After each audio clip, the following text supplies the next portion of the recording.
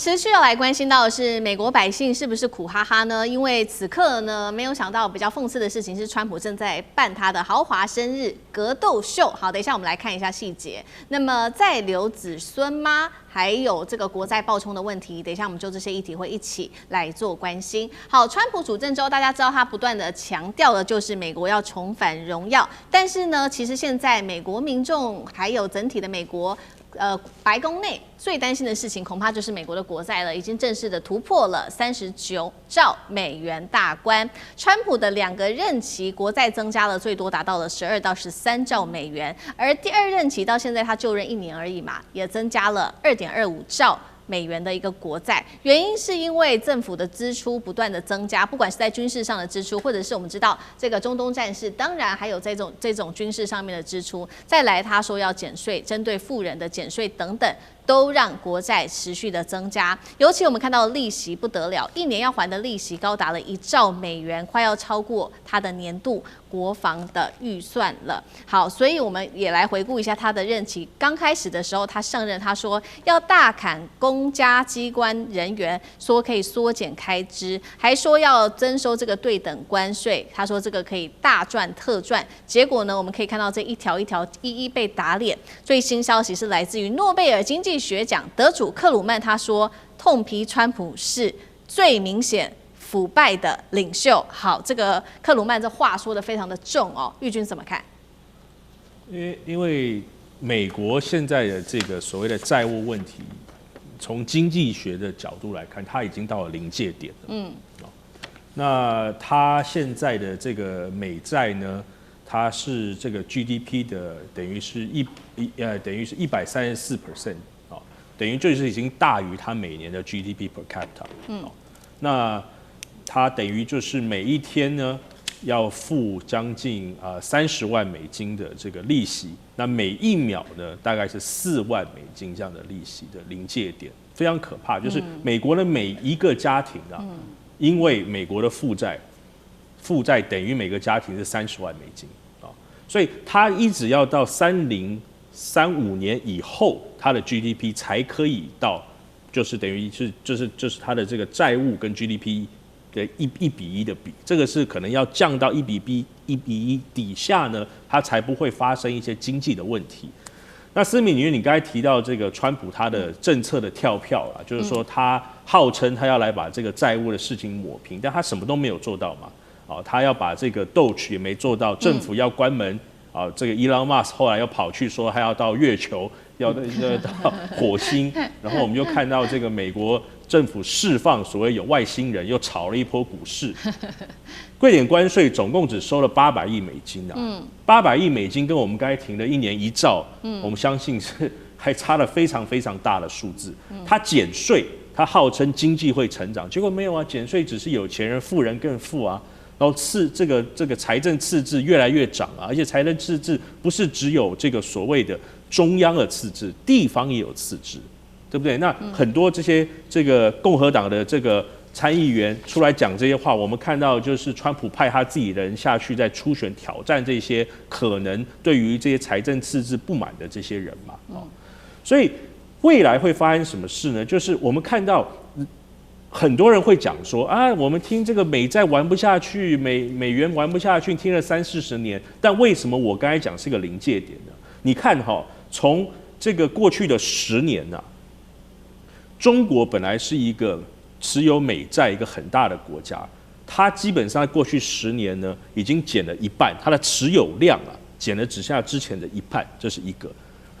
日本就是日本第一，中國第2持有美債嘛，連日本都在降低它的持有量。然後呢，美債這個東西的持有量的外國人的持有從34%降到23%，就是外國人都不看好，很多都是美國人自己有這個。那最重要的是說，過去美聯儲或者是美國政府，它一旦碰到什麼問題的時候，它就用 QE 用最簡單的方式理解，就是印鈔票嘛。但美國現在它的通膨這麼高，3點幾，它真的政府敢這樣子嗎？好，最後就是美國在過去共和跟民主2個政黨是可以合作坐下來談事情的時候，他們會把美國的國債設一個上限，但現在的上限呢不存在。川普認為說這個上限對於美國的經濟呢是沒有影響的，所以他認為他的債是無上限的。哦，那這個是很可怕，所以未來我認為它有可能會有3個現象發生。第一個就是美債市場的轟炸，就是投資人信心崩盤了，就是我們回到經濟層面啊，大家決定賣掉，全部賣掉，我們不要了。第二個就是美元未來的發債的特權不再存在了。因為你看，世界很多政府開始也在賣美金，從過去20年的72%，它是它的這個 reserve currency， 現在變58%，最後就是通膨的惡性循環，從加利息、降利息，然後通膨再升息、再降利息，這樣子會讓美國未來的經濟，甚至一般的老百姓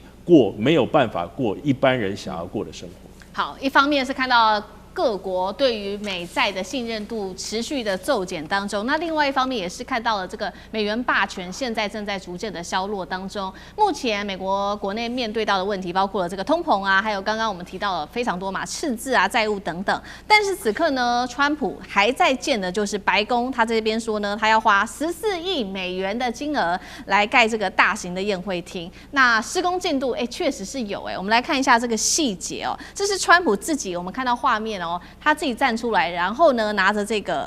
個白板，他就開始講說，我們的施工的藍圖啊，未來的細節是什麼？他說這個叫做城堡級的建築，屋頂會有無人機的一個基地，然後呢地下會有6層的設施，還包括了第一夫人幕僚的這個辦公區，總成本14億美元。他還說，有4億哦，我會自己自掏腰包，但是10億是由美國人民自己買單。川普說，中國有的，我們美國當然也要有。再來另外一件事情，也恐怕讓美國人會很生氣的事情是，他要80歲了，川普要80歲了，他趁着這個機會呢，也搭上美國建國250週年，所以在白宮舉辦了一場叫做終極格鬥冠軍賽。那白宮現在已經可以看到畫面哦，開始搭建這個格鬥鐵籠了，還對這些富豪賣 VIP 的門票。漢庭怎麼看？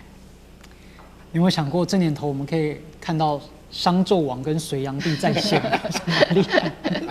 當國家的賬本亮起紅燈，但是白宮的藍圖卻描上金邊。當底層的家庭為生計掙扎，結果白宮正準備要歡慶總統的大壽。所以第一個當然是財政倫理上，就國家的經濟如此的這個不堪。好，前面玉君講了這麼多，那但是執政黨以及總統本人卻把10億美金花在這種修建宮殿以及開生日派對的事情上面，本身呢就是巨大的問題。而第二個還搞一個私人捐贈，啊，說你看有很多是我的好朋友捐贈，但這個好朋友是誰，他也不公開。那背後有沒有更多的利益輸送？哦，他願意捐錢給國家，那請問一下，那國家要給他什麼？或者川普要給他什麼？還是難道他們都是川普投資顧問圈的好朋友嗎？那再來，當然了，它也會衍生成為整個美國兩黨政治的鬥爭，因為像現在很明顯的民主黨人猛烈抨擊，但共和黨人說，哎呀，這個很正常啊，本來就是要翻新啊。當然額外一提，它也有一些所謂的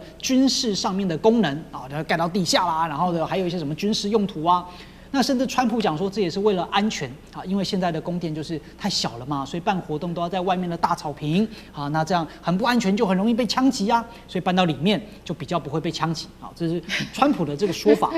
但實際上，我們翻開整個中國歷史，對不對？商紂王搞露台啊，然後隋煬帝呢搞洛陽西苑，